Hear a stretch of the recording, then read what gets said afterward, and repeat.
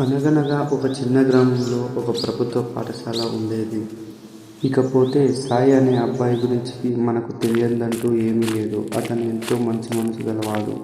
పొద్దున్నే లేచి రాజు అనే అబ్బాయి తన స్నేహితుడితో కలిసి పాఠశాలకు బయలుదేరాడు సాయి.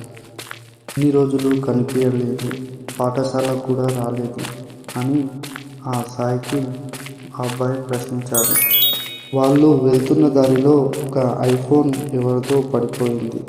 వాళ్ళు చూసుకోకుండా అలా వెళ్తుండగానే సడన్గా ఫోన్ కనిపించడంతో ఆ ఇద్దరు చూశారు. అప్పుడు సాయిని ఆ రాజు, మనం దీన్ని అమ్మితే చాలా డబ్బు వస్తుంది, మనం ఎంతో ఆనందంగా ఉంటాం, ఈ ఐఫోన్ మనం ఎలాగోలా అమ్ముదాం అని ఆ సాయితో తన ఫ్రెండ్ అయిన రాజు చెప్పాడు. అప్పుడు ఆ సాయి, లేదు లేదు రాజు, మనం అలా చేయడం తప్పు, ఇది ఎవరో కోల్పోయిన వాళ్ళది, మనం టీచర్కి ఇచ్చేద్దాం, అలా చేస్తే మనకు మంచి స్కూల్లో మంచి పేరు ఉంటుంది అని రాజుకు చెప్పారు.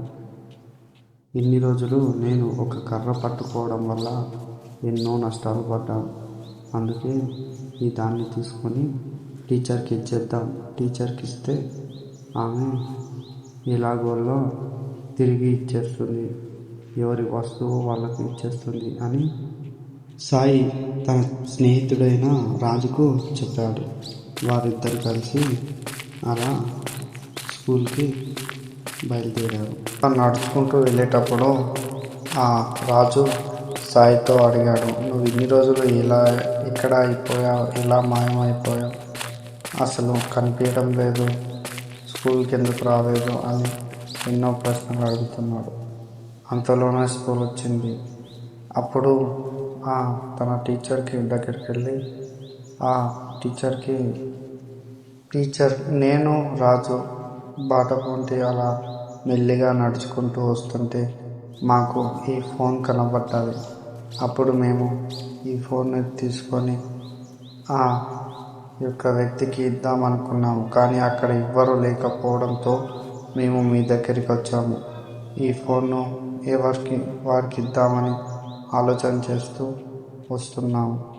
అంటే ఆ టీచర్ ఏమన్నదంటే, మనం ఆ ప్రదేశానికి వెళ్దాం, మనం అక్కడ వెళ్ళాక అక్కడ ఫోన్ పోగొట్టుకున్న వారు అటువైపుగా వెళ్తుంటారు, మనం ఆ ఒక్క ఫోను మనం వారికి ఇవ్వచ్చు అని ఆ ఇద్దరి స్టూడెంట్స్ని తీసుకెళ్తుంది.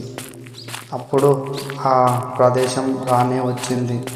అంతలోనే ఆ సాయి ఏమన్నాడంటే, టీచర్, మేము ఆ ఫోను ఇక్కడే చూసాము. అవునా సాయి, అయితే ఇటువైపుగా పోగొట్టుకున్నవారు ఖచ్చితంగా వస్తారు, మనం కొద్దిసేపు వెయిట్ చేద్దాం అని ఆ టీచర్ ఆ సాయితో అనగా, సాయి, ఇక్కడనే చూసాం మేడం, ఇక్కడే పడిపోయింది అని అన్నాడు. ఆ ఫోన్ చెక్ చేయడంతో ఆ ఫోన్లో ఛార్జింగ్ ఇవ్వడంతో అలా వెయిట్ చేస్తున్నాడు. అటుగా వెళ్తున్న ఒక బైక్ వ్యక్తి ఆ పోగొట్టుకున్నాడు.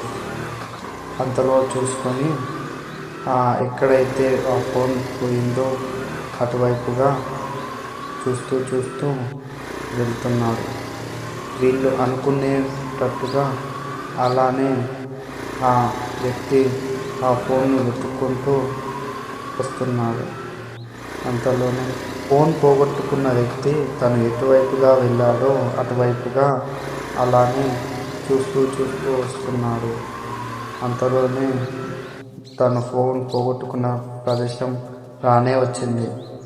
ఇక్కడ ఒక ఫోన్ పోగొట్టుకుపోయింది, మీకేమైనా కనిపించిందా బాబు అని ఆ వ్యక్తి సాయిని ఆ చుట్టుపక్కల ఉన్న ఇద్దరిని అడగడంతో ఆ సాయి, అవును అంకుల్, ఒక ఫోన్ ఉంది నా దగ్గర, ఆ ఫోన్ దొరికింది అని సాయి నిజాయితీతో చెప్పాడు.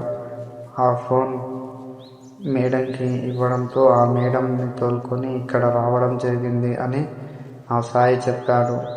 దాంతో ఆ వ్యక్తి ఎంతో సంతోషపడి బాబు నువ్వు ఎంతో మంచివాడివి అని ఆ అబ్బాయిని ప్రోత్సహించి అతనికి కొంత డబ్బు ఇవ్వడంతో సాయి కూడా ఆనందపడ్డాడు.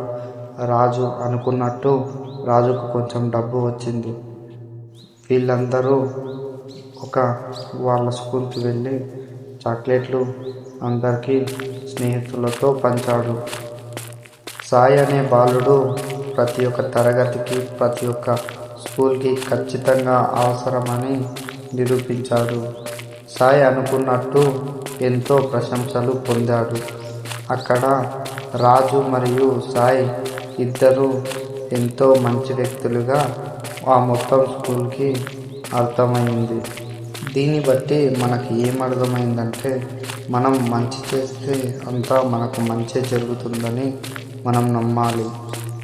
అలా నమ్ముతూ ముందుకు వెళ్ళాలి. ఇలాంటి మరిన్ని వీడియోస్ కోసం మన ఛానల్ని లైక్ చేసి ఖచ్చితంగా సబ్స్క్రైబ్ చేసుకోండి.